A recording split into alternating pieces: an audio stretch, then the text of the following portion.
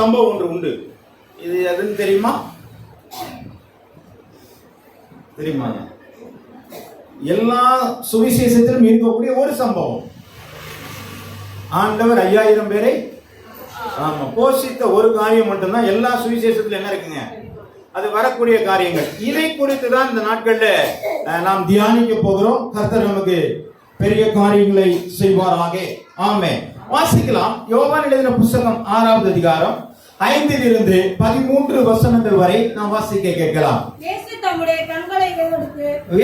தம்முடைய கண்களை ஏறெடுத்து திரளான ஜனங்கள் தம்மிடத்தில் வருகிறதை கண்டு பிலிப்புவை நோக்கி இவர்கள் சாப்பிடத்தக்கதாக அப்பங்களை எங்கே கொள்ளலாம் என்று கேட்டார்.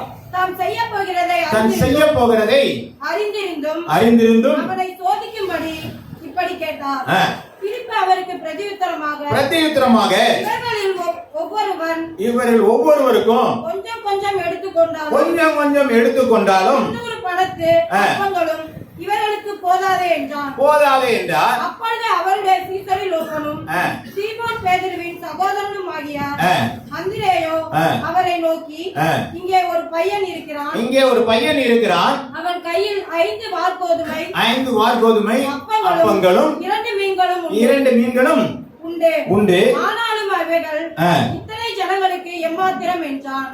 இயேசு ஜனங்களை உட்கார வையுங்கள் என்றார். அந்த இடம் மிகுந்த புல்லுள்ளவர்களாய் இருந்தது. பந்தி இருந்த புருஷர்கள் ஏறக்குறைய 5000 பேராய் இருந்தார்கள். இப்ப யாருங்க? எத்தனை புருஷர்கள்? 5000 பேர் இருந்தார்கள். இயேசு அந்த அப்பங்களை எடுத்து ஸ்தோத்திரம் பண்ணி சீசர்கள் இடத்தில் கொடுத்தார். சீசர்கள் பந்தி இருந்தவர்களுக்கு கொடுத்தார்கள். அப்படியே மீன்களையும் அவர் எடுத்து அவர்களுக்கு வேண்டிய மட்டும் கொடுத்தார். அவர்கள் திருப்தி அடைந்த பிற்பாடு அவர் தம்முடைய சீசர்களை நோக்கி ஒன்றும் சேதமாய் போகாதபடிக்கு மீதியான துணிக்கைகளை சேர்த்து வையுங்கள் என்றார். ஆமென். ஹல்லேலூயா. அந்த சம்பவம் தான் இது.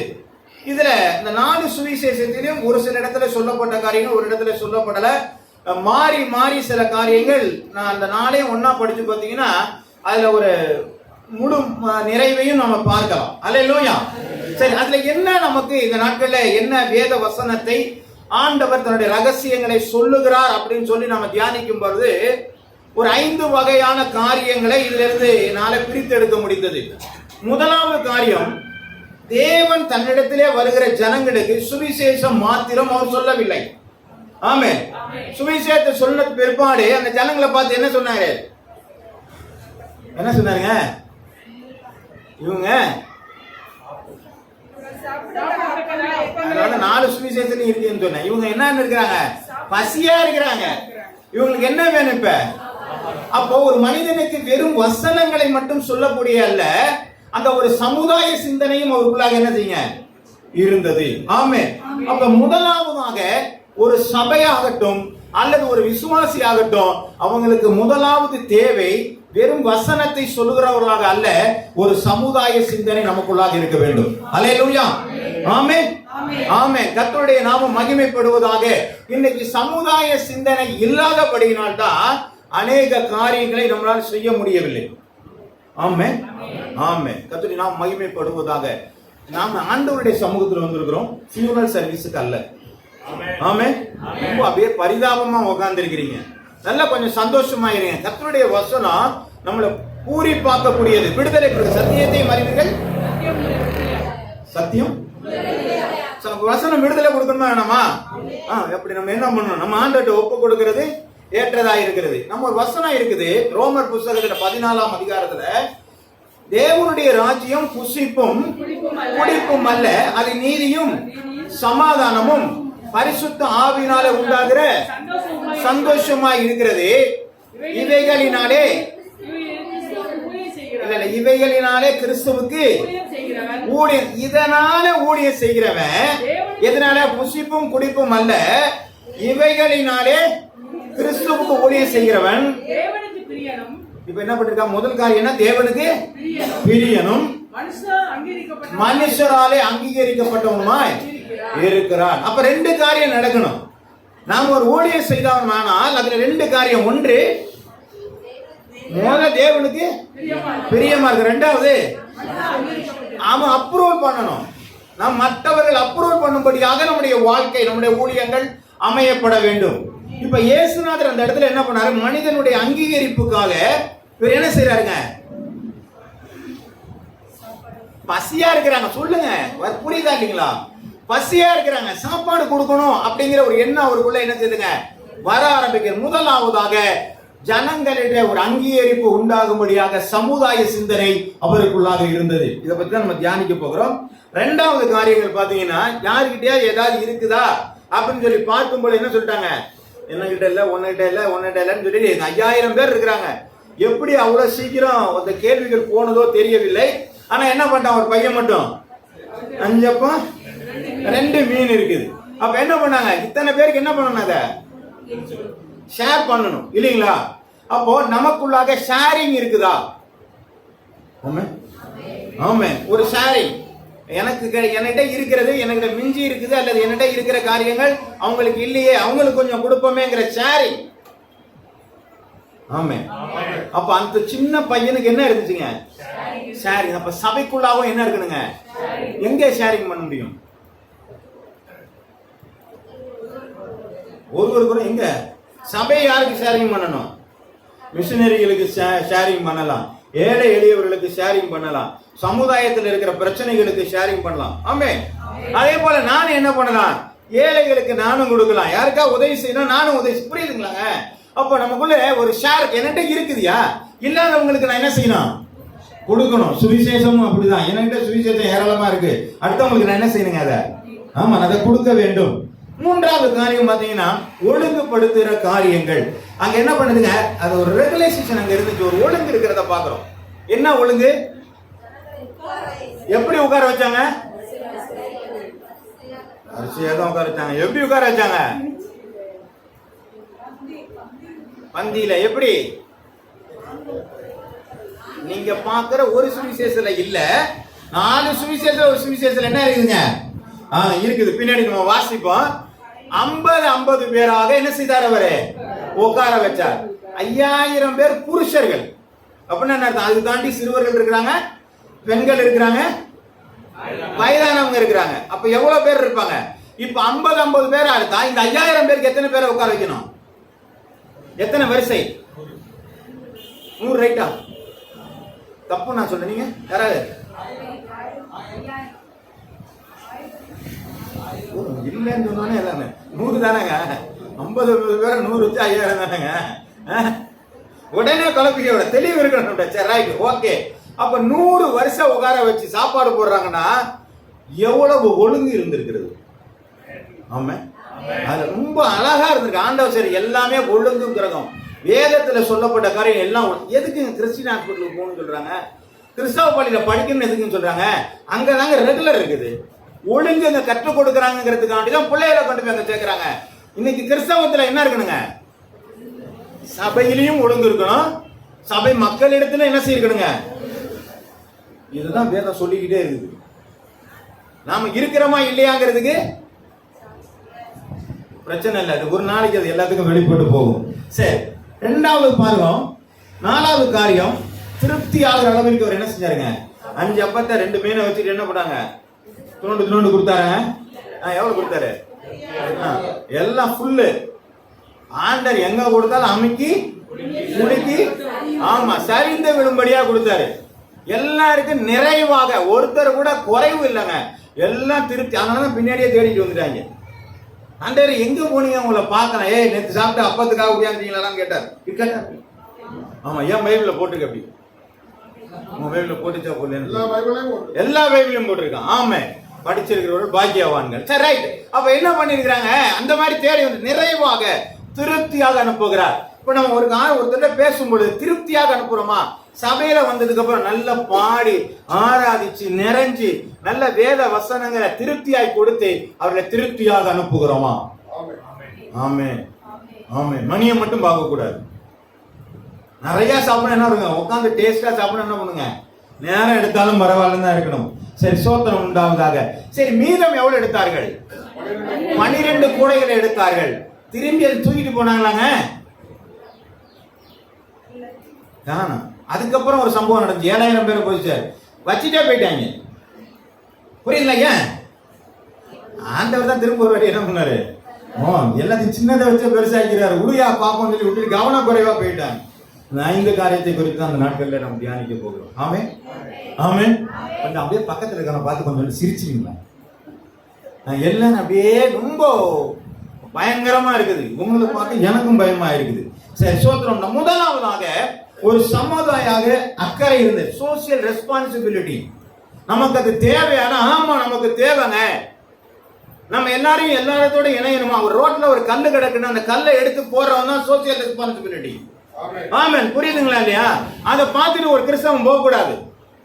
ஒரு மனிதன் அடிபட்டு அங்க கீழே கிடக்குறான், ஒரு ஆசாரியன் போகிறான், ஒரு லேவியன் போகிறான். ஆனா ஒரு சமாரியன் என்ன பண்றாங்க? ஆமா, இறங்கி அவனை பார்த்து காயம் கட்டி அவனை கொண்டு போய் சத்திரத்துல சேர்த்து. ஆமென். இதுதான் ரெஸ்பான்சிபிலிட்டி. இதுதான் நம்ம பண்ணணும். ஒரு சபையும் அதுதான் செய்ய வேண்டும். சோசியல் ரெஸ்பான்சிபிலிட்டி இருக்கணும். ஒரு இடத்துல ரோட்ல ஏதாவது பிரச்சனை இருக்குதா, போய் நம்ம சமாதானம் பண்ணுகிறவர்களா இருக்கணும். சமுதாயத்துக்கு தேவையான காரியங்கள், அழிந்து போகிற காரியம், இதுதான் நம்ம பார்த்து நம்ம பேச போகிறோம் இன்னைக்கு. அப்ப நாம சோசியல் ரெஸ்பான்ஸ் பண்ற அளவிற்கு இன்னைக்கு ஜனங்கள்கிட்ட என்ன இருக்குது, அவங்களுக்கு என்ன தேவையா இருக்கிறது? ஆமென். என்னென்ன தேவை இருக்கிறது ஜனங்கள்கிட்ட? பணம்னே கட்டுறாங்க. வேற கொஞ்சம் ஸ்பிரிச்சுவலா பேசுவோம்.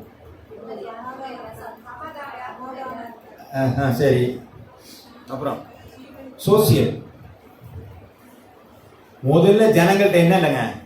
தேவ பயம் இல்லை. ஆபிரகாம் தன்னுடைய மனைவியை சகோதரி என்று சொல்வதற்கு ஒரு காரணம் சொன்னார் இல்லையா? என்ன சொன்னாருங்க? இந்த ஊர்ல தேவ பயம் இல்ல, அதனால என்ன பண்ண, என்ன கொன்னுடுவீங்களோன்னு பயந்துட்டு நான் என்ன பண்ணிட்டேன்? ஆமா, நான் சொல்லிட்டேன், சகோதரின்னு சொல்லிட்டேங்கிறார்.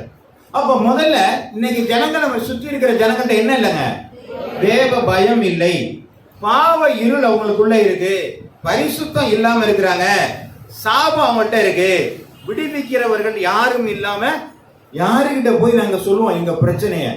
எப்படியாவது என்னுடைய பிரச்சனைல இருந்து விடுதலை கொடுக்கிற யாரு? இந்த பக்கத்து வீட்டுக்காரங்க பிரச்சனையை சொன்னா விட்டுருவாங்களா? இல்ல ஏத்து வீட்டுக்காரங்க பிரச்சனையை சொன்னா நமக்கு விடுதலை கொடுத்துருவாங்க. யானை நம்ம ரொம்ப அலைஞ்சிட்டு கிடக்குறோம் இல்லையா? ஆனா ஒரே வழி இயேசுதான். அங்க சொல்லிட்டு எல்லாம் மாறு. அதை சொல்லாம எல்லா இடத்துக்கும் நம்ம போய் என்ன பண்றோம்?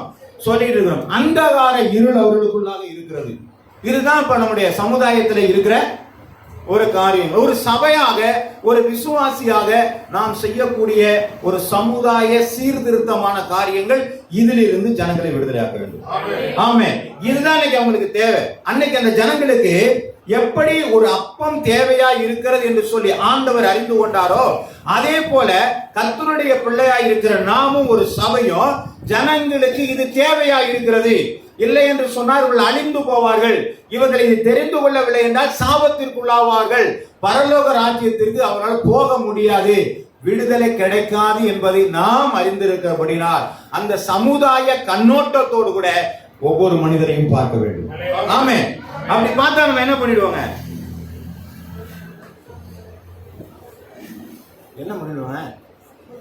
சமுதாய சிந்தனை பார்த்தா என்ன வந்தது? என்ன புரியலையா? வெபிக்க மாத்திரம் கெப்டிட்டு உட்காந்துருப்பீங்களா? சொல்லுங்க, போய் சொல்லணுங்க. அவன் எப்ப பாவமா இருக்காப்பா, விடுதலை கொடுக்கிற ஒரு இயேசுநாதர் ஒருத்தர் இருக்கிறாருப்பா, சொல்லக்கூடிய ஒரு காரியம் மட்டும் என்ன இருக்குங்க? செஞ்சாரா இல்லையா? சாப்பாடு பசியா இருக்கு, நான் உட்காந்து ஜெபிக்கிறேன், கெஸ்டமனத்துல போய் ஜெபிக்கிறேன் அப்படி சொன்னாருங்களா? என்ன பண்ணாருங்க? ஒன்றை என்ன இருக்கா கொடுப்பான மாத்தி எல்லாருக்கும் சாப்பிட வைக்கணும்பா முதல்ல. அதான் அவங்களுக்கு தேவை. இப்ப நமக்குள்ள தேவை என்னங்க? ஜனங்க பாவ இருந்த இருக்காங்க, விடுதலை கொடுக்கணுங்க. இதுதான் நமக்குள்ள ஒவ்வொரு விசுவாசிகளுக்கும் இருக்கிற சமுதாய சிந்தனை. என்ன இருக்கணும்னா, இந்த ஜனங்கள் எப்படியாவது ரட்சிக்கப்படணும். அதுக்கு நம்மளால என்னென்ன முயற்சி எடுக்கணும் எடுக்கலாம். ஆமென், ஆமென். கர்த்தருடைய நாமம் மகிமைப்படுவதாக. வாசிக்கிறேன். ஏங்க 1 தீமோத்தேயு புத்தகம் 2வது அதிகாரம் 4வது வசனம். இது தேவனுடைய திட்டமே. அதுதான்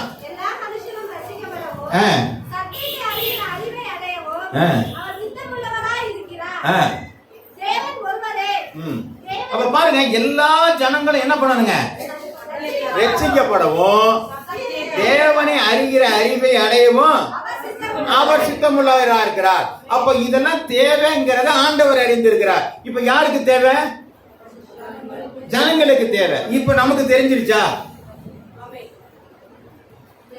ரொம்ப கஷ்டமா இருக்குல்ல. இதை தாண்டினாதான் பரலோகம் இல்லைங்களா? இயேசுநாதருடைய வழி இடுக்கமா தான் இருக்கும், நெருக்கி தான் போகணும். சொபிசியர் கேட்டா போக முடியாது. விஸ்தாரமா போகணும். எங்க போலாங்க? நரகத்துக்கு போறாங்க. வழி வேறு விசாலமும் விரிவும் விசாலமுமா இருக்குது, அங்க வேணா போகலாம். ஆனா கர்த்தருடைய காரியத்துல போகணும்னா கொஞ்சம் நெருக்கமா தான் இருக்கணும். அப்ப சமுதாய சிந்தை நமக்குள்ள என்ன இருக்குன்னா, ஆண்டவர் சொல்கிறார் எல்லா ஜனங்களும் தேவனை அறிகிற அறிவை அடையவும் என்ன செய்றாங்க? ஆண்டவரை குறித்து அறிவும் ரட்சிக்கப்படும் தேவன் சித்தம் உள்ளவராக இருக்கிறார். ஆகவே ஜனங்கள் ரட்சிக்கப்பட வேண்டும் என்கிற எண்ணம் நமக்குள்ளாக வர வேண்டும். ஏன்னா அவன் அந்தகாரத்துல இருக்கிறான், ஏன்னா பாவத்துல இருக்கிறாங்க, ஏன்னா அவங்க சாப வாழ்க்கையில இருக்கிறாங்க, விடுதலை யாரும் கொடுக்க முடியாத ஒரு நிலையில அவங்க இருந்துட்டு இருக்கிறபடினாலே அவங்களுக்கு எதையாவது கொண்டு போய் நம்ம என்ன செய்யணுங்க? சேர்க்க வேண்டிய நிலையில நாம் இருந்து கொண்டிருக்கிறோம். ஆமென். வாசிக்கலாம். கர்த்தருடைய நாமம் மகிமைப்படுவோம். எசேக்கியேல் எழுதின புத்தகம் 33வது அதிகாரம் 8வது வசனம். நான் துன்மார்க்கனை நோக்கி, துன்மார்க்கனே நீ சாகவே சாவாய் என்று சொல்லி, நீ துன்மார்க்கனை தன் துன்மார்க்கத்திலே இராதபடி எச்சரிக்கத்தக்கதாக அதை அவனுக்கு சொல்லாமல் போனால் அந்த துன்மார்க்கன் தன் அக்கிரமத்திலே சாவான், ஆனாலும் அவன் இரத்தப்படியை. நீங்க பக்கத்துல இருக்கிற ஒரு ஆளுக்கு சுவிசேஷம் சொல்லாம அவன் செத்துட்டானா அவன் இரத்தப்படி யார்கிட்ட கேட்பாங்களாங்க? அப்ப நம்மகிட்ட தெரிஞ்சிருந்து நம்ம என்ன செய்யல? இதுதான் சமுதாய சிந்தேட்டம், சமுதாய சிந்தனை. இதுதான் நமக்குள்ள வரணும். யாராவது ஒருத்தர் நம்ம ஊர்ல இருக்கிற ஒரு ஆளு தேவனை சொல்லாம நான் விட்டுட்டதுனால பாவத்துல செத்துட்டான்னு சொன்னா அவன் இரத்தப்படி எங்க கேட்பாராங்க? நம்மள்ட்ட தான் கேட்க போறாரு. ஆமே. எங்க எந்த இடத்துல நிக்கிறோம் நம்ம? அப்ப எவ்வளவு ஜாக்கிரதையா அவங்களுக்கு போதிக்க வேண்டும். அப்ப நம்ம ஏன் அப்ப நம்ம கேட்கலாம், ஏன்டா கிறிஸ்தவத்துக்குள்ள வந்தோம்? ஆமே. புரியுதுங்களா? உண்மைதான். ஏன் கிறிஸ்தவத்துக்குள்ள வந்து இவ்வளவு கஷ்டமா இருக்கு? ஆனா இவ்வளவு கஷ்டத்துக்குள்ளதான் நமக்கு ஒரு பெரிய பொக்கிஷம் இருக்குது. No pain no gain. வலி இல்லாம எதுவுமே நமக்கு கிடையாதுங்க. நம்மளுடைய பரலோக ராஜ்யத்துக்கு போனா கொஞ்சம் கஷ்டப்பட்டு தான் ஆகணும். அதனால நம்ம சொல்லிதான் ஆகணும். அவன் கேட்கறானா கேட்கலையாங்கிறது பிரச்சனை இல்லை. ஆனா ஆண்டவருக்குள்ள வரணுங்கிற எண்ணம் என்னோடு கூட இருந்து பேசினா உன்னோட காரியங்கள் சரியாய் நடக்கும். ஒரு காரியத்தை நான் சொல்லணும்னு நினைச்சேன், போகும்பொழுது ஞாபகப்படுத்துங்க. இதை பற்றின ஒரு அறிக்கையை நான் சொல்லிடுறேன். சரி, சோத்திரம் உண்டாவதாக. சரி, அப்ப அந்த சமுதாய சிந்தனை நமக்குள்ளாக வர வேண்டும். 1 கொரிந்தியர் 9வது அதிகாரம் 16வது வசனம்.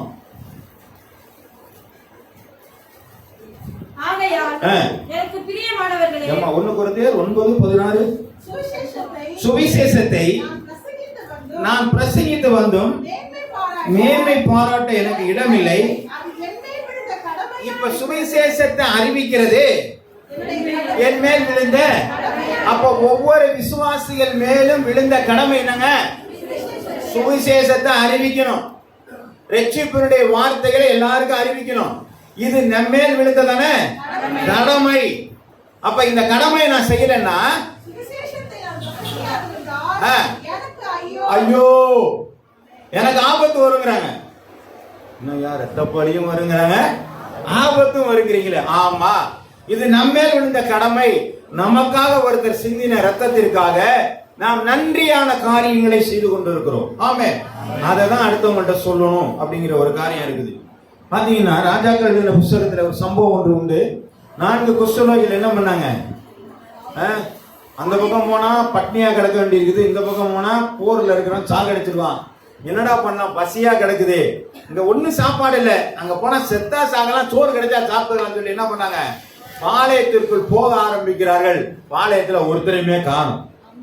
பார்த்தாங்க, என்ன பண்ண? எல்லாத்தையும் சாப்பிட்டாங்க, கொஞ்சம் சுருட்டி என்ன பண்ணிட்டாங்க? கட்டிக்கிட்டாங்க. அடுத்த கூடாரத்துக்கு போறான், அங்கேயும் அப்படியே கிடக்குது. அங்கேயும் எடுத்துக்கிட்டாங்க, அங்க இருக்கிறது மாத்திட்டாங்க. போய் ஒரு கூடாரம் போனோன்னே இவங்களுக்கு ஒரு எண்ணம் வந்தது. யாருங்க? குஷ்டரோகி. ஜனங்களுக்குள்ள இராதபடிக்கு புறக்கணிக்கப்பட்டவர்கள். இவர்கள் வெளியில இருக்காங்க. நீங்க உள்ளதான் வராதீங்கன்னு வெளியில புறக்கணிக்கப்பட்டவர்கள். இவனுக்கு என்ன வருது? இந்த எண்ணத்துல என்ன சொல்றாங்க? ஐயா, நான் இங்க என்ன சொல்றாங்க? இன்னைக்கு நற்செய்தி அறிவிக்கிறேன் நாள், இன்று நான் மௌனமாக இருந்தால் குற்றம் நம்மேல் சுமரும். ஆமென். அப்ப குற்றம் நம்மேல் சுமராமல் இருக்க வேண்டுமானால் இந்த சமுதாய சிந்தனை நமக்கு தேவை. ஆண்டவர் ஜனங்களுக்கு எப்படி அப்பத்தினாலே போஷித்தாரோ அதே போல அப்பமாகிய வசனத்தினாலும் சமுதாயத்தில் போஷிக்க வேண்டிய கடமை நமக்குள்ளாக இருக்கிறது. அப்படி நாம் செய்யவில்லை என்று சொன்னால் குற்றம் நம்ம சுமர்கிறது மாத்திரமல்ல, நமக்கு ஐயோ என்று சொல்லி வேதம் சொல்கிறது. ஆமென், ஆமென். கர்த்தருடைய நாமம் மகிமைப்படுவதாக. யாக்கோபு எழுதின புத்தகம் 4வது அதிகாரம் 17வது வசனம்.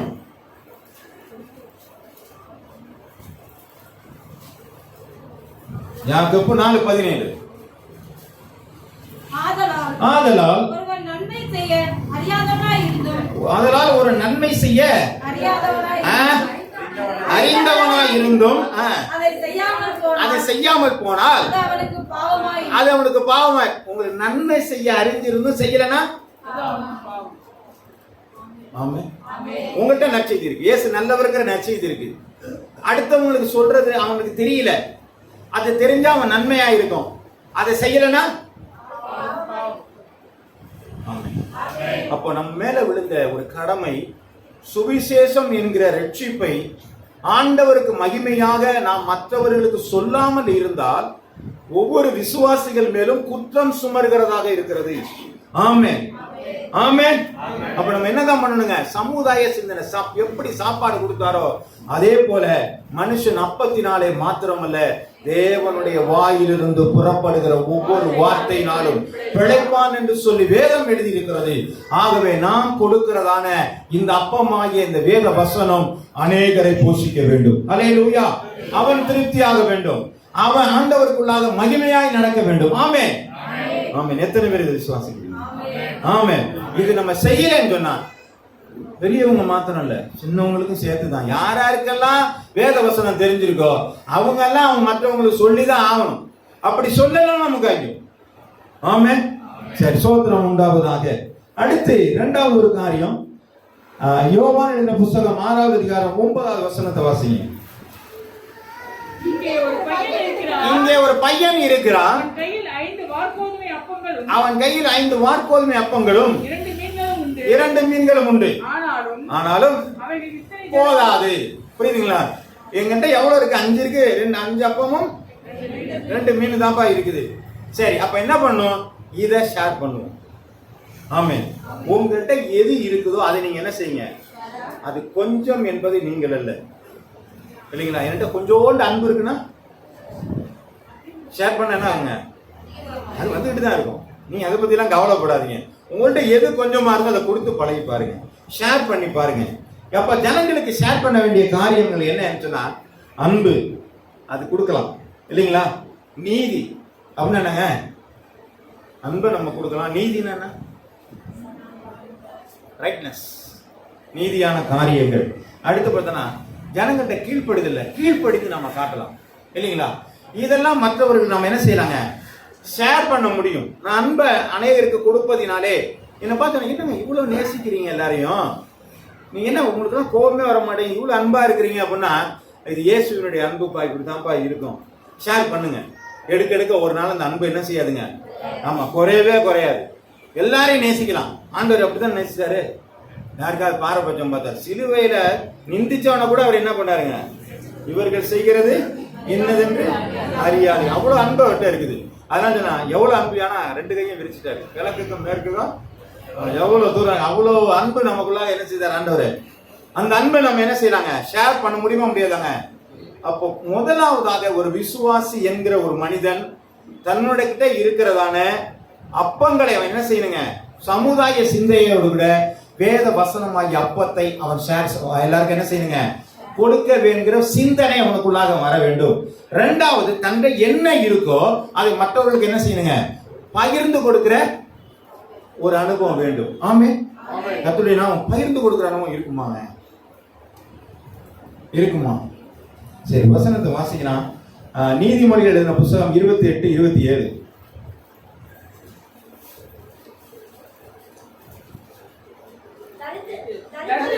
தரித்திரத்தை கொடுக்கிறவன் தாழ்ச்சி அடையான், தன் கண்களை ஏழைகளுக்கு விளக்குறவனுக்கோ அநேக சாபங்கள் வரும். ஆமென். உண்மைதானுங்களா? நான் சொல்ல புரியுங்களா? நீங்க என்ன பண்ணீங்க? தரித்திரர்களுக்கு நீங்க கொடுக்கறனால ஒரு நாள் நீங்க என்ன செய்ய மாட்டீங்க? சாட்சி அடைஞ்சு விடுங்க. சில பேருக்கு என்ன இருக்குன்னா கொடுக்கவே மனசு வராது. ஆமென். எப்படி ஏங்க?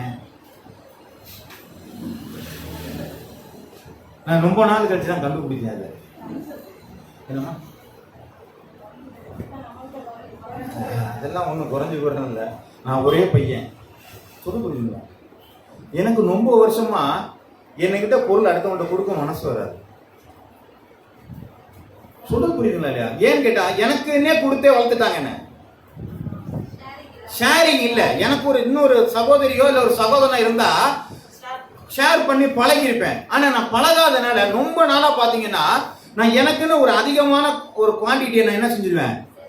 எடுத்து வச்சுக்குவேன். எனக்கு தான் அதிகமா இருக்கணும். மற்றவங்களுக்கு கொடுக்கறதுல நான் என்ன செய்வேன்? புரியுதா இல்லையாங்க? என்னைக்கு வேதத்தை எடுத்ததுக்கு அப்புறம் தான் நான் மாறவே ஆரம்பிச்சு. நம்ம பண்ண இதுல தான் புரியுதுங்களா இல்லையாங்க? அந்த ஒரே பிள்ளைகள்ங்கிற காரியத்துல இது அதிகமாக இருக்கும். நீங்க வேணா சோதிச்சு பாருங்க. யார் யார் வீட்டுல ஒரு பிள்ளைய இருக்குதோ அந்த பிள்ளை வீட்டுல பாத்தீங்கன்னா அந்த பிள்ளை யாருக்கும் கொடுக்கறதுக்கு மனசு வராது. என்னம்மா உண்மைதானா இல்லையா? பாருங்க, நீங்க அப்படிதான் இருக்கும். ஏன்னா என்னுடைய அனுபவம் அது. ஏன்னா நம்ம அது கொடுத்து வேற யாருக்கும் கொடுத்து பழகல. ஆனா நம்ம என்ன பண்ணணும்? கொஞ்சமாவது அதுங்கிட்ட கொஞ்சம் கொடுத்து எனக்கு கொஞ்சம் கொடு உனக்கு கொஞ்சம் கொடுன்னு பகிர்ந்து கொடுத்து பழகிட்டோம்னா பழக்கம் வந்துடும். இது ஒரு என்னுடைய அனுபவத்தினால அந்த ஒரு காரியத்தை சொல்றேன். சரி, சோத்திரம் உண்டாவதாக.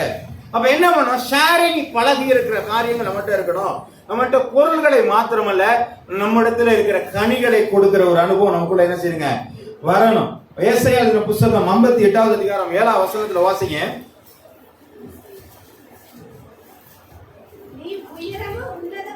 ஏசாயா 58:7. பசி உள்ளவனுக்கு உன் ஆகாரத்தை வீட்டிலே சேர்த்துக் கொள்கிறதும் வஸ்திரம் இல்லாதவனை கண்டால் அவனுக்கு வஸ்திரம் கொடுக்கிறதும் உன் மாமிசமானவனுக்கு ஒழிக்காமல் இருக்கிறது அல்லவோ. இப்ப ஆண்டவர் உபவாசத்தை கொடுத்து சொன்னீங்க. உபவாசங்கிற பட்டினி கிடக்கிறது மாத்திரம் இல்லப்பா. நீ உன் சகோதர இடத்துல உன்னை ஒழிக்காத. இயல்பான காரியத்தை என்ன பண்றாங்க? பக்கத்துல இருக்க நான் விசுவாசியை பார்த்தேன்னா praise lord sister, praise lord brother, நல்லா இருக்கீங்களா, நல்லா இருக்கணும். அது இயல்பாவே இருக்கணும். அந்த பக்கம் போனதுக்கு இவனை பத்தி தெரியாதான்ற கூடாது. ஆமே, நீ முன்னாடியே இருந்தா அப்படியே இருந்துட்டா பிரச்சனை இல்லை. அவனும் கொஞ்சம் எச்சரிக்கையா இருந்துருவாங்க. ஆனா முன்னாடி ஒன்ன சொல்லிட்டு பின்னாடி எதுவும் செஞ்சு விடாது.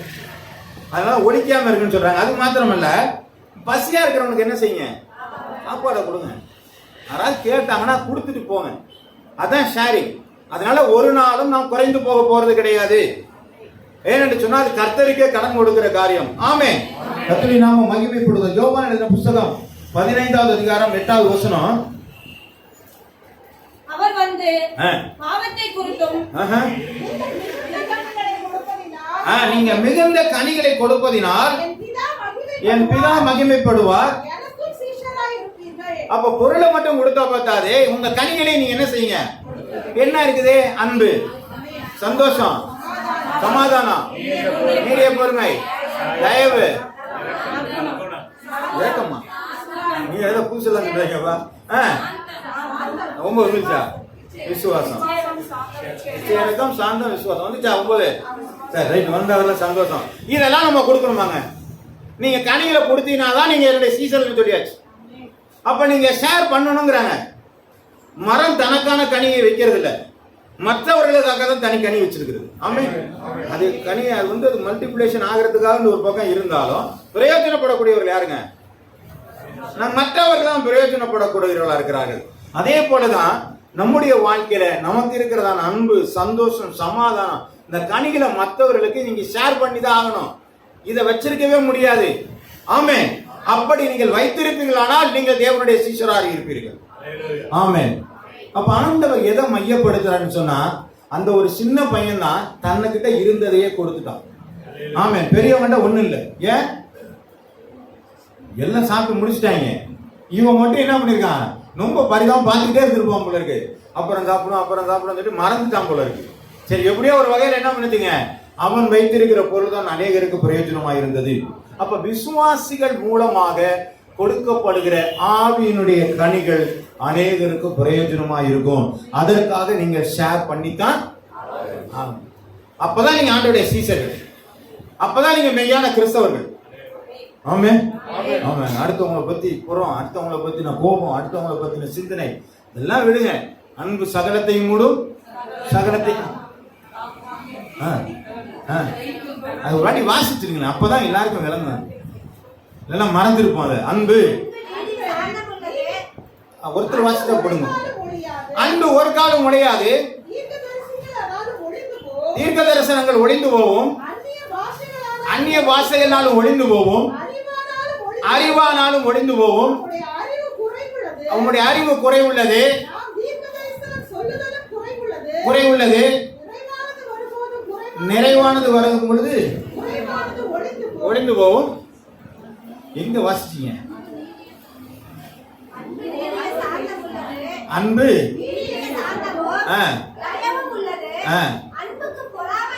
அன்புக்கு பொறாமை இல்லை, அன்பு தன்னை புகழாது, இருமாப்பா இராது, அயோக்கியமானதை செய்யாது, தற்பொழிவை நாடாது, சினம் அடையாது, தீங்கு நினையாது, அநியாயத்திலே சந்தோஷப்படாமல் சத்திய சந்தோஷப்படும்.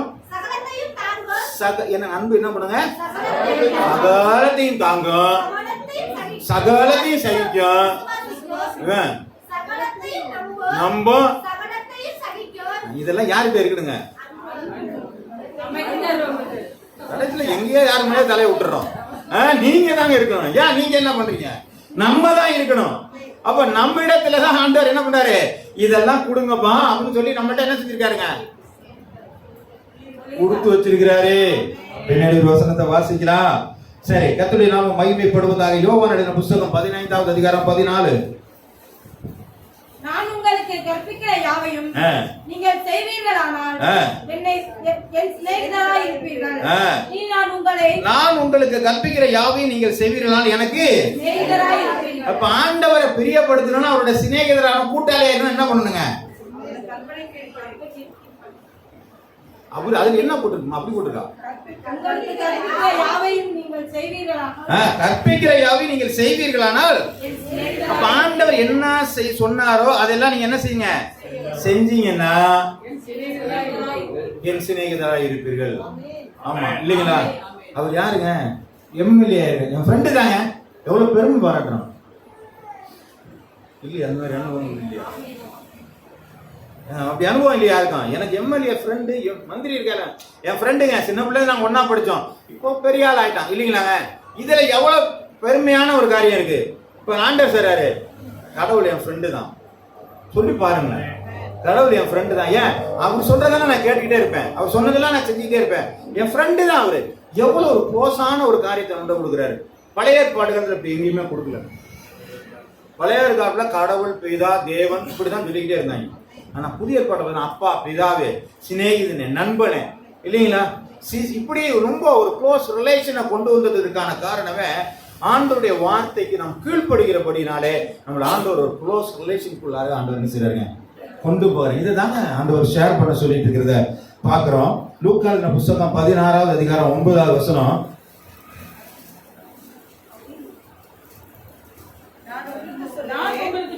நான் உங்களுக்கு சொல்லுகிறேன், உங்களை நித்தியமான வீடுகளிலே உண்டாகும்படிக்கு அநீதியான உலக பொருளால் உங்களுக்கு சிநேகிதரை சம்பாதியுங்கள். அநித்தியமான உலக பொருளால் சிநேகிதரை சம்பாதியுங்கள் அப்படின்னா என்ன அர்த்தம்? அநித்தியமான உலக பொருளால் உங்க சிநேகிதரை சம்பாதிங்கள் என்ன அர்த்தம்? கரெக்ட் சொல்லுங்க. சாப்பாடு கொடுக்கலாம், ஏதோ பிஸ்கட் கொடுக்கலாம். இல்ல அது மாத்திரம் இல்ல, நம்ம ரொம்ப ஈஸியான வழிகளை நிறைய இருக்கு. ஒருத்தர் 2 முறை பாக்குறோம், பக்கத்து வீட்டுக்காரர் 2 முறை பாக்குறோம், 3வது முறை பாக்குறோம், வாங்க டீ சாப்பிட்டு போலான்னாரு. இல்லங்க எனக்குள்ள உமா வாங்க ஒரு டீ சாப்பிட்டு போனா, கூப்பிட்டு ஒரு டீ சாப்பிட்டு போனான்னு உடனே என்ன பண்ண, ஃப்ரெண்டு பிடிச்சிடறோம் இல்லைங்க. இதுதான் ஆண்டவர் சொல்றாரு. ஒரு டீயை வச்சு ஒருத்தர் என்ன பண்ணிடலாங்க, ஃப்ரெண்ட் ஆக்கிடலாங்க, பேசலாங்க. 2 முறை குட் மார்னிங் சொல்லுங்க, 3வது முறை பாருங்க சிரிச்சுட்டு போயிட்டு இருப்பாரு. இந்த மாதிரி நம்ம சிநேகிதரை ஏன் சம்பாதிக்க கூடாது? நம்ம யாராவது பாக்குறோமாங்க? ஆனா பாத்தீங்கன்னா நிறைய பேர் பாத்தீங்கன்னா பாக்கணும் அப்படிதான் திரும்பிட்டு போறோம். பார்த்து ஒரு சிரிச்சுட்டு பாய் அப்படின்னு சொல்லிட்டு போறாரு. என்ன இருக்குது? ஆமே, புரியுதுங்களா இல்லையா? இதெல்லாம் வந்து ஒரு ஒரு கற்றுக் கொடுக்கக்கூடிய காரியங்கள். இதெல்லாம் நம்மளாவே புரிஞ்சு ஒரு காரியம். 2 முறை பாக்குறோம், 3வது முறை ஒரு எலாஸ்டிக் ஸ்மைல். அதுக்கு என்ன காசு பணமா கொடுக்க போறோம்? சும்மா வாயை இழுத்து விட்டு மூடிக்க வேண்டியதான். ஆமே, அப்படி சிரிச்சு மூடுறதுனால என்ன இருக்கு? ஒரு நட்பு கிடைக்குதா இல்லையாங்க, ஒரு ஃப்ரெண்ட்ஷிப் கிடைக்குதா இல்லையாங்க? நாளைக்கு பார்க்கும்போது அடிபட்டு கிடந்தவரை தூக்கறது வாங்க நினைக்கணும். ஆமா, எல்லாரும் பார்த்து இவனா கடற்கடான்னு போயிடக்கூடாது. ஆமா, சிநேகிதரை முதல்ல சம்பாதிச்சு வச்சுங்க, எல்லாரையும் சம்பாதிச்சு வச்சுங்க. யார் இருந்தாலும் பிரச்சனை கிடையாது. என்னைக்காவது சொல்லுவாங்கல்ல, பாம்பு அடிச்சு பரணையில போட்டாலும் தெரியாது, அது அந்த பக்கம் தான் இருக்க முடியாது. பாம்பு அடிச்சு பரணையில போட்டா அது ஒரு நாளைக்கு உபயோகப்படும்பாங்க. எதையாவது ஒன்று தூக்கி போட்டு என்னைக்காவது பயன்படுங்க. எல்லாரையும் ஃப்ரெண்டு பிடிச்சி வச்சுங்க. என்னைக்காவது ஒரு நாளைக்கு அவங்க என்ன பண்ணுவாங்க, நமக்கு பயன்படுவாங்க. எதையாவது ஒன்று அவங்களுக்குள்ள சொல்லி ஒரு நாள் ஆண்டவருக்குள்ள என்ன செய்யறாங்க, கொண்டு வர முடியும். சிநேகிதர்களை சம்பாதித்துக் கொள்ளுங்கள். ஒரு டீ வாங்கி கொடுத்து சம்பாதிக்க முடியுங்க. 2 வாட்டி நீங்க விஷ் பண்ணினாலே அவங்க நம்பர் ஆயிடுவாங்க. ஒண்ணு வேணாம், அட்லீஸ்ட் ஒரு சிரிப்பால் சிரிச்சுட்டு போங்க, அவங்கள உங்களை சிநேகிதர் ஆகிக்கலாம். ஆமே, இதுக்கும் வலிக்குதுன்னா ஒண்ணுமே பண்ண முடியாது. உங்களுக்கு யாருமே இருக்காது. ஆமே, ஆண்டவர் குற்றம் உறவு சுற்றம் சுற்றாருலாம் எல்லாம் கொடுத்து வச்சிருக்கிறார் ஆண்டவர். எல்லாத்தையும் ஒதுக்கிட்டு நம்ம கூட என்ன பண்ண, நான் யாரையும் நான் நம்ப மாட்டேன். நம்மளா எங்க வாங்குற சாப்பாடு கூட நம்மளால என்ன முடியாதுங்க, சமைச்சு சாப்பிட முடியாது. அந்த நிலைமையில நம்ம போயிடக்கூடாது. அது நாம மகிமைப்படுவதாக. வாசிக்கலாம் அப்போஸ்தலர் புத்தகம் 3வது அதிகாரம் 8வது வசனம்.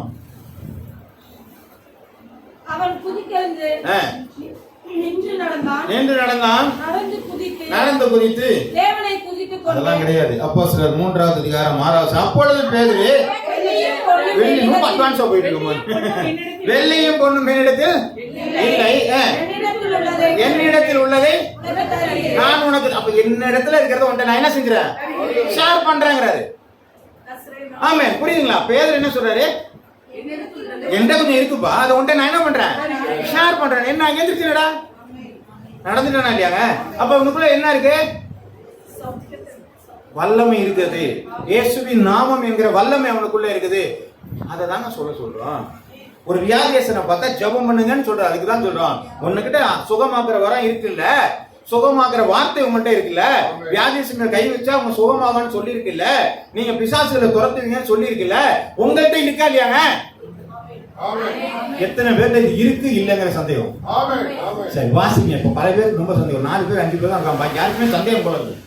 பகுதியில் யாரும் கையை தூக்கல. வாசிக்கலாம் மார்க் எழுதின புத்தகம் 16வது அதிகாரம். விசுவாசிக்கிறவர்களால். அப்ப கையை தூக்காத ஆள்லாம் யாருங்க? சந்தேகம் இருக்கான்னு கேட்கல. கையை தூக்குறவங்க என்ன இருக்காங்க, அது சந்தேகம் இருக்கான்னு கேட்டேன். அப்ப நீங்க உங்களுக்கு என்ன இருக்கு, சந்தேகம் இருந்துச்சா? ஓ, அப்படி மாத்திக்கிட்டீங்களோ? சரி, ரைட். அப்ப இந்த விசுவாசிகளோட ஒரு குரல் வந்துருச்சு. சரி, ரொம்ப சந்தோஷம். அப்ப விசுவாசிகள் நடக்க அடையாளங்கள்னு சொல்லியாச்சு. நான் விசுவாசியா தான் எனக்குள்ள நடக்கணும். ஏன், எனக்குள்ள ஏதோ ஒண்ணு இருக்கு, சம்திங். அல்லங்க, ஒண்ணு இல்லாது. Something is better than nothing. ஒண்ணுமே இல்லையாங்கிறதுப்பா, ஏதோ கொஞ்சம் இருக்குப்பா. என்னங்க, இயேசுடைய வார்த்தை என்ற கொஞ்சம் கொடுத்துட்டு போங்களேன் அதை.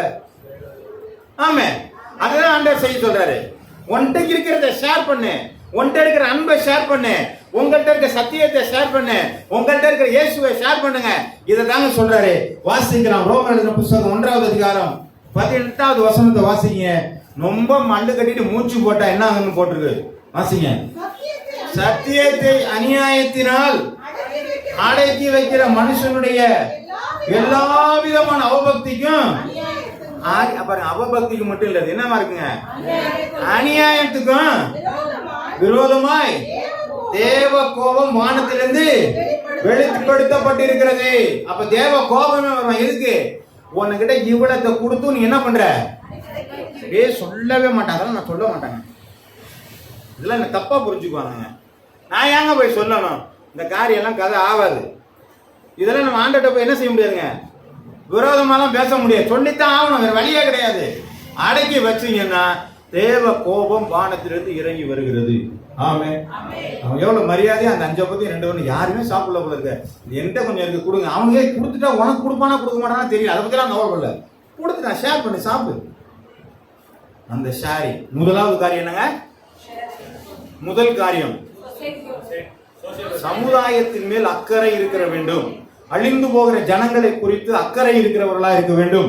இரண்டாவது காரியங்கள் நம்மிடத்திலே இருக்கிறதான சத்தியத்தை ஷேர் பண்ணக்கூடிய ஒரு அனுபவம் நமக்குள்ள வேண்டும். மூன்றாவது காரியம் ஒழுங்குபடுத்துற காரியம், ரெகுலேட்டிங். லூக்கான புத்தகம் 9வது அதிகாரம் 14வது வசனம். ஏறக்குறைய 5000 புருஷர்கள் இருந்தார்கள். அவர்களை பந்திக்கு 50 பேராக உட்காரும்படி சொல்லுங்கள் என்று. எப்படி பண்றாங்க? ஒரு ஒழுங்கு வச்சிருக்காங்க. நம்மகிட்ட ஒழுங்கு இருக்குதா? எதெல்லாம் நம்மகிட்ட ஒழுங்கு இருக்கு, எதெல்லாம் ஒழுங்கு இல்லை? நம்முடைய நடக்கையில இருக்கா, நம்முடைய பேச்சில் இருக்கா, நம்முடைய செயல்கள்ல ஒழுங்கு இருக்குதா? இந்த ஒழுங்கற்ற காரியங்கள் இருக்கக்கூடாது. ஆண்டவரை செய்யற ஆண்டவருடைய பிள்ளைன்னு சொல்லிட்டால பர்ஃபெக்ஷன்ஸ் இருக்கணும், ஒரு ஒழுங்கு இருக்கணும். அந்த ஒழுங்கு தாங்க கிறிஸ்தவத்தை வெளிப்படுத்தி கொண்டு இருக்கிறது. அந்த ஒழுங்கை கொண்டு வாங்க, அதுதான் கேட்கிறாரு அவரு. இன்னைக்கு பாத்தீங்கன்னா இன்னைக்கு கிறிஸ்தவத்துக்குள்ள என்னென்ன இருக்குது? விக்கிரக ஆராதனை இருக்கு, ஜோசியம் பார்க்க போறாங்க, நேரங்காலம் பார்க்க போறாங்க. ஆண்டவர் பார்த்து எல்லாவற்றையும் நல்லது என்று இவன் கண்டுபிடிச்சு வச்சிருக்கான். காலண்டரை போய் ஒரு டைமை பார்த்து வச்சிருக்கான் இருக்கிறான். இல்லைங்க, இந்த நேரம் தான் ரொம்ப நல்ல நேரம். எந்த நேரம்? இவன் கண்டுபிடிச்ச நேரம் நல்ல நேரம், ஆண்டவர் கண்டுபிடிச்ச நேரம் ஆமா, ஆண்டவர் கண்டுபிடிச்சதெல்லாம் கெட்டது, இவர் கண்டுபிடிச்சதான். புரியுதுங்களா? நல்ல நேரம் கெட்ட நேரம் கையை கொடுத்து பார்த்துட்டு எனக்கு என்ன நடக்கும்? ஆமா, கர்த்தருடைய நாமம் மகிமைப்படுவதாக. அவன்கிட்ட போய் யாராவது தீர்க்க தரிசனம் கேட்டா ஒரே வார்த்தை சொல்லுங்க, நீ சாகவே சாவான்னு சொல்லு. தீர்க்க தரிசனம் என்னங்க? தீர்க்க தரிசனங்க அது. நீ சாகவே எப்ப, அதை பத்தி பிரச்சனை இல்லை, நீ சாவ, அதுதான் தீர்க்க தரிசனம். ஆமே. இப்படி எல்லாம் கையை கட்டிட்டு கேட்டா என்ன செய்யறது? உனக்கு என்ன நடக்கணும் ஆண்டவர் ஏற்கனவே டிசைன் பண்ணிட்டாரு. அப்படித்தானுங்க? ஆமா. எதையுமே என்ன செய்யறாரு? ஒண்ணும் கிடையாது. கர்த்தர் செய்ய நினைத்தது ஒன்றும் தடக்கூடாது. அவர் என்ன உங்கள்கிட்ட செய்ய நினைக்கிறாரோ அதை முடிக்க, அது நிச்சயமா உங்கள்கிட்ட செய்து முடிக்க போற. அப்புறம் என்னத்துக்கு போய் அன்மோட்ட போய் காக்க கொடுத்துட்டு கேள்வி கேட்டு உட்காரணும்? முதல்ல ஒழுங்க பாருங்க. இந்த ஒழுங்கை நம்ம எப்படி சொல்ல போறாங்க? யாத்திராமடன புத்தகம் 28ஆம் அதிகாரம். ஆண்டவர் சொல்ற, நான் உனக்கு காண்பிக்கிற மாதிரின்படியாக இருக்கட்டுமா, நான் சொல்லிடுறேன், நான் உனக்கு காண்பிக்கிற மாதிரின்படியாக ஒரு ஆசாரிப்பு கூடாரத்தை உண்டாக்கணும். ஏன் ஆண்டவர் தான் காண்பிக்கிறபடி உண்டாக்க சொன்னாரு? ஒழுங்குக்காக. இவன் பாட்டுக்கு அளவு பாட்டுக்கு நெட்டுக்கு என்ன பண்ணக்கூடாது. ஆமா, ஒருத்தன் எனக்கு பெரிய எனக்கு பெருசா வேணுங்கிறதுக்காண்டி பெரிய கட்டெல்லாம் கட்டக்கூடாது. இந்த மாதிரி தான் இருக்கணும். யாரு கட்டணுங்கிற பிளானை உன் கையில கொடுத்துட்டேன், ஆனா உள்ள வேலை செய்யவே வேண்டியவன் அவன். ஒழுங்கு இருக்கு. ஆமா, புரியுதுங்களா? ஆசாரியனா யாரை வைக்கணும் ஒரு ஒழுங்கு இருக்கு. அதை செய்யற ஆள் யாருங்க? பெசலையில அவரை கொண்டு வந்து தான் செய்யணும். ஏன் அவனுக்கு தான் நான் ஞானத்தை கொடுக்க போறேன். இன்னொருத்தனை கூப்பிட்டு என்ன சொல்றான்? நீ தான் எல்லாத்தையும் தூக்கிட்டு போறதுக்கு லேவிய நீ தான் தூக்கிட்டு போகணும். ஒவ்வொருத்தருக்கும் என்ன செஞ்சாருங்க? ஒரு ஒழுங்கை கொடுத்தார். எல்லாத்தையுமே மோசைக்கு தலையில என்ன செய்யறாங்க? கொடுக்கு. ஆமே ஆமே. கர்த்தருடைய நாமம் மகிமைப்படுவதாக. எல்லாமே ஒரு ஆசாரியர், ஒரு மோசை செஞ்சு கூட, ஒரு தலைவன்கிறவங்க எல்லாமே செய்யக்கூடாது. எல்லாருமே எல்லாரும் அதுக்கான ஷேரிங் பண்ணக்கூடிய காரியங்கள் எல்லாருமே ஒவ்வொரு காரியத்தை நமக்கு என்ன செய்யணும்? நமக்கு கொடுக்கப்பட்ட காரியங்களிலே நாம செய்யறவர்களாக இருக்கணும். ஒழுங்கு இருக்கணுங்க. அப்ப அதான் அவர் சொன்னாரு. இப்போ பாத்தீங்கன்னா கலாத்தியர் புத்தகம் 5ஆம் அதிகாரம் 19ல பாருங்க. 19ல இருந்து மாமிசத்தின்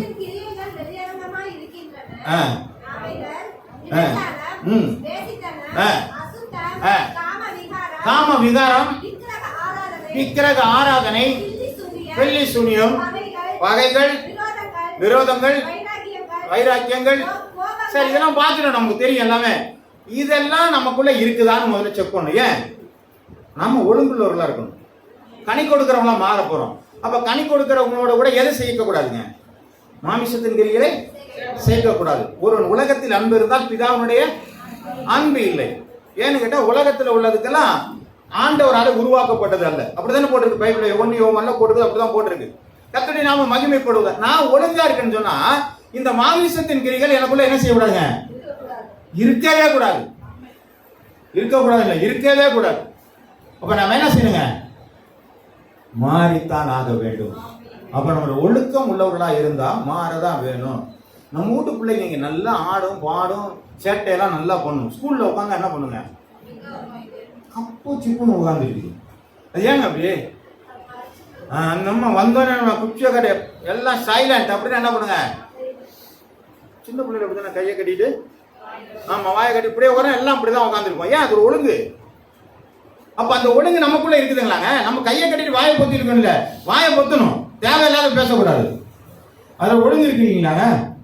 ஆமே, அது நிறைய காரியங்களை நம்ம கொண்டு வரலாம், நிறைய இருக்குது. 1 கொரிந்தியர் 14:40 வாசிங்க.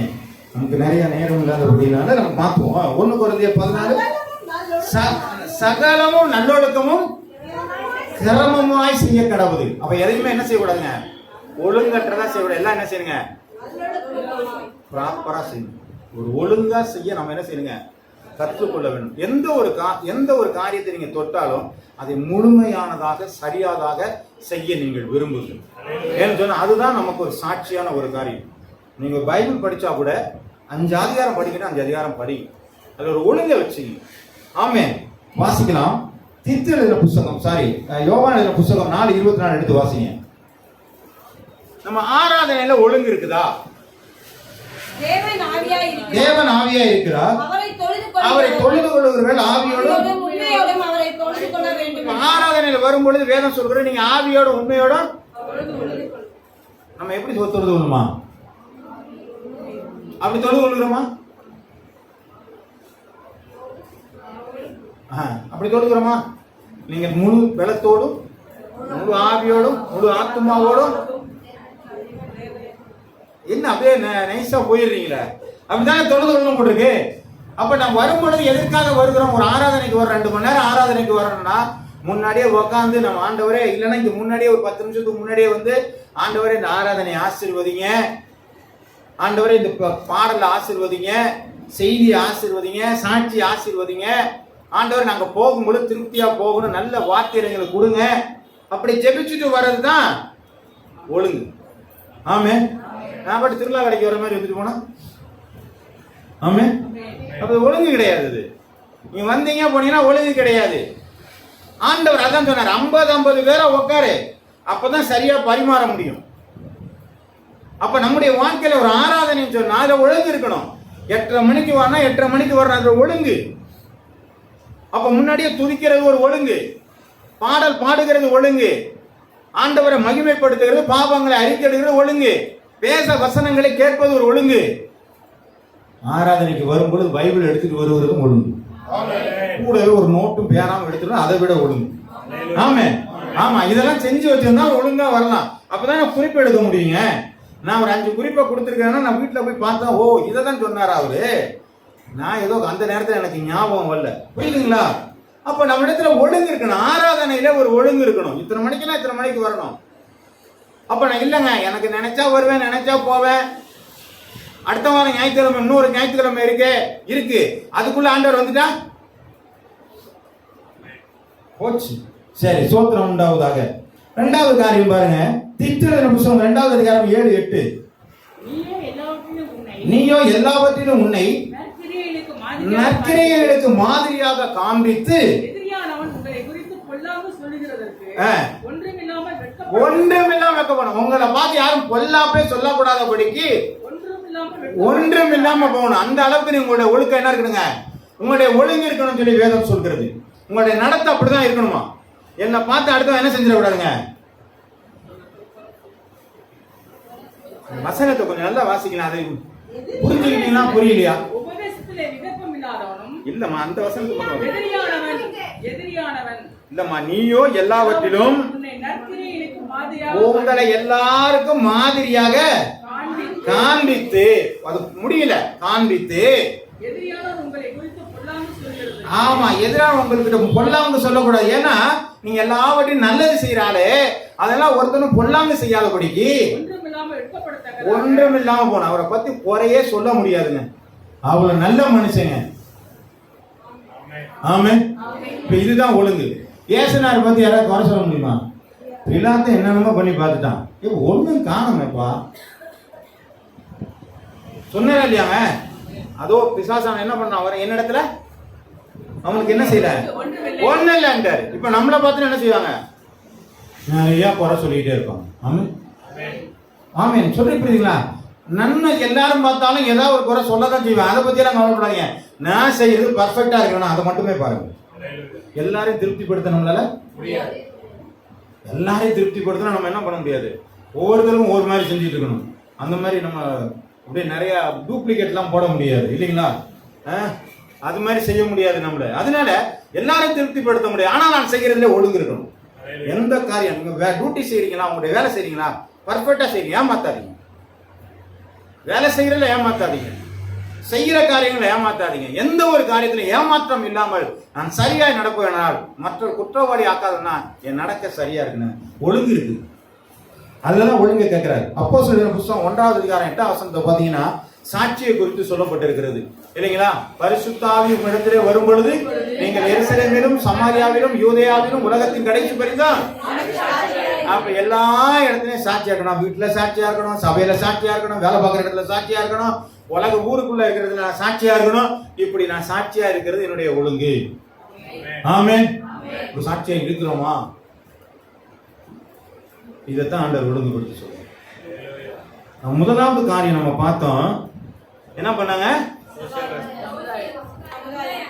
சமுதாய சிந்தனை நமக்குள்ள இருக்கணும் பார்த்தோம். ரெண்டாவது காரியம் ஷேரிங், நம்மகிட்ட இருக்கிறத கொடுக்க ஆரம்பிச்சோம். மூன்றாவது காரியம் நமக்குள்ள என்ன இருக்குங்க?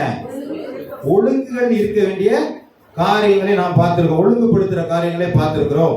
அடுத்து ஒரு காரியம், மத்தேயு எழுதின புத்தகம் 14வது அதிகாரம் 20 to 21 வசனங்கள்.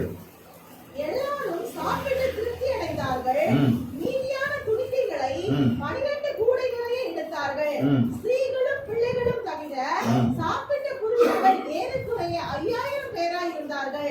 இயேசு ஜனங்களை அனுப்பிவிடுகையில் தம்முடைய சீஷர்கள் படவில் ஏறி தமக்கு முன்னே அக்கறைக்கு போகும்படி அவர்களை துரிதப்படுத்தினார்.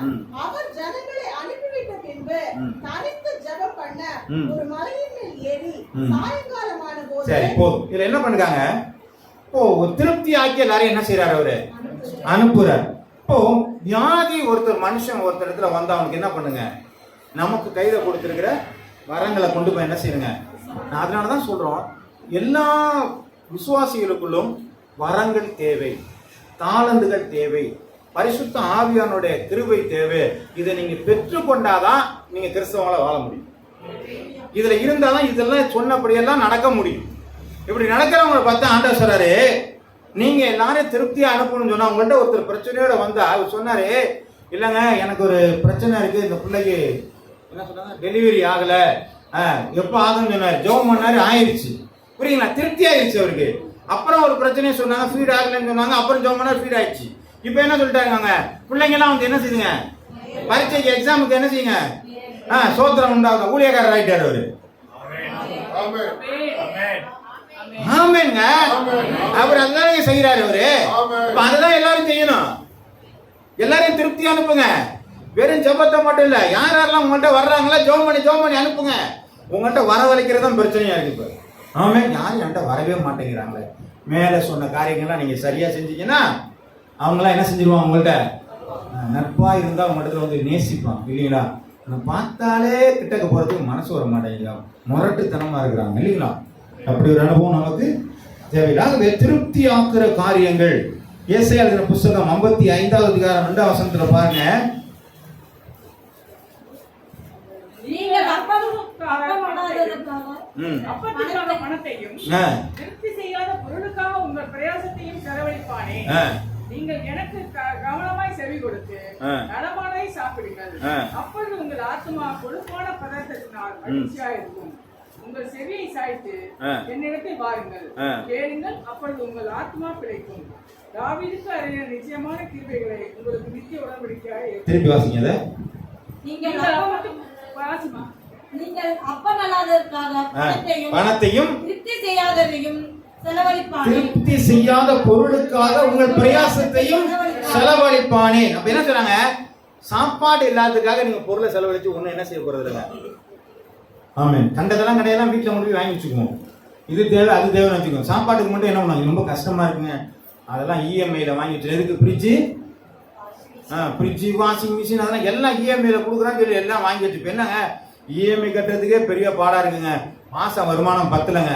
அதனால என்னாச்சுங்க, ஞாயிற்றுக்கிழமையான மட்டன் வாங்க முடியலங்க, சிக்கன் வாங்க முடியலங்க. வாரத்துக்கு ஒரு முறை, 2 வாரத்துக்கு ஒரு முறை தாங்க மட்டன் எடுக்க முடியும். உன்னை யார் அப்படி போட்டு அதெல்லாம் வாங்க சொன்னாங்க? புரியுதுங்களா? எதுல திருப்தி அடையணும் அதுல திருப்தி அடையணும். அதுல ஆண்டவரை துதிக்கிறத திருப்தி அடையும், ஆண்டவரை மகிமைப்படுத்துறத திருப்தி அடையும். அதுல நீங்க திருப்தி அடைந்துக்கணும்னா கர்த்தர் உங்களுக்கு பெரிய காரியங்களை செய்வார். ஒரு 5 காரியம் சொன்னேன், 3 காரியங்கள் மட்டும் சொல்றேன். மிச்சத்தை நீங்க உங்க வீட்டுல போய் தியானிங்க. அதை திரும்ப ஒரு வாட்டி நான் சொல்றேன். முதலாவதாக நமக்கு சமுதாய அக்கறை தேவை. 2வது பகிர்ந்து கொள்ளுகிற ஷேரிங் நமக்கு தேவை. 3வது ஒழுங்குபடுத்துதல் தேவை. 4வது திருப்தி ஆகிறது தேவை. கடைசியா ஒரு காரியம் இருக்கு, கவனக்குறைவான காரியங்கள். 12 கூடையில எடுத்தவங்க வச்சுட்டு வந்துடாதீங்க, திரும்பி எடுத்து பத்திரமாய் பாதுகாத்துக் கொள்ளுங்கள். எதையுமே நீங்க பத்திரமா வச்சுங்க, ஒன்னையும் சேதப்படுத்திடாதீங்க. உங்களுக்கு ஆண்டவர் கொடுத்த கிருபைகளை அலட்சியமா எடுத்துடாதீங்க, வீணா போகக்கூடாது. அது உங்களுக்காக கொடுக்கப்பட்டது. நிறைய உங்களுக்கு வரங்களை கொடுத்திருக்கிறாரு, அதை உதாசீனப்படுத்தாதீங்க. மனுஷனுக்கு ஆண்டவர் கொடுத்த ஒரு தாளந்தை கொடுத்த மனுஷனுக்கு என்ன செஞ்சாருங்க, நீ வைக்காத இடத்துல தேடுறவரு, அறுக்காத விதைக்காத இடத்துல அறுக்கிறவர் சொல்லி நான் புதைச்சு வச்சேன்னு சொன்னாங்க. உங்க இடத்துல இருக்க தாளந்தை புதைத்து வைக்கிறீர்கள். ஆனால் என்ன செய்றாரு ஆண்டவரு? அந்த வசனத்தை என்ன சொல்லிருக்காரு? இல்ல அங்க பாருங்க, அந்த வசனம் என்ன போட்டு பாருங்க, எங்க இருக்குன்னு தெரியலையோ.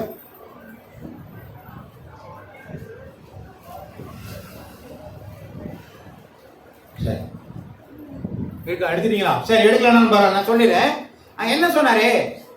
கொஞ்சத்துல உண்மையா உள்ளவன் அநேகத்துல அதிகாரியாக. நம்மகிட்ட இருக்கிற கொஞ்சம் காரியங்களை சமுதாய அக்கறையோடு நீங்கள் பயன்படுத்துங்கள். அது எல்லாருக்கும் நீங்க ஷேர் பண்ண பழகுங்க, எல்லாரும் திருப்தி ஆக்குங்க. அதை ஒரு நாள் நீங்க புதைச்சு வைக்காதபடிக்கு நீங்கள் சரியாய் செய்வீர்களானால் கர்த்தர் உங்களை ஆசீர்வதிக்கிறவராயிருக்கிறார். ஆமென். அதனால உங்களுக்கு கொஞ்சம் தான் இருக்கு. எனக்கு சில நேரத்தில் ஜெபம் பண்ணா கேட்கும், சில சமயத்தில் கேட்பேன்னா அப்படியெல்லாம் கிடையாது. எப்போதுமே ஜெபம் பண்ணா கேட்கும், ஆனா ஒழுங்காக தான் ஜெபம் பண்ணணும்.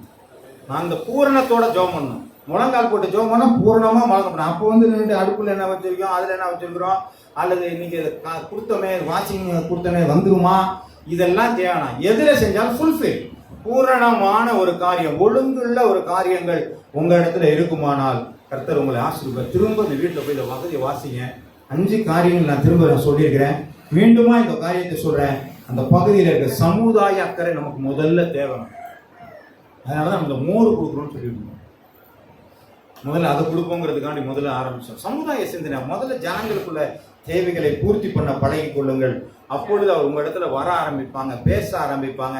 வார்த்தையை அவங்கள்ட்ட நீங்க ஷேர் பண்ண முடியும். அப்படி ஷேர் பண்ணும் பொழுது உங்களுடைய வாழ்க்கையில சில ஒழுங்குகள் வர ஆரம்பிக்கும். அதை பார்க்க ஆரம்பிச்சு அவங்களும் திருப்தி அடைவாங்க. அந்த திருப்தி அடைகிற காரியங்களை நீங்கள் கவனக்குறைவாக இருந்து விடாதீர்கள், கவனம் உள்ளவர்களாக இருங்கள். கர்த்தர் உங்களை ஆசீர்வதிப்பாராக. ஆமென். நீங்க வீட்டுல போய் இந்த பகுதி என்ன பண்ணுங்க, திரும்ப ஒரு முறை நீங்கள் வாசியுங்கள். கர்த்தர் பெரிய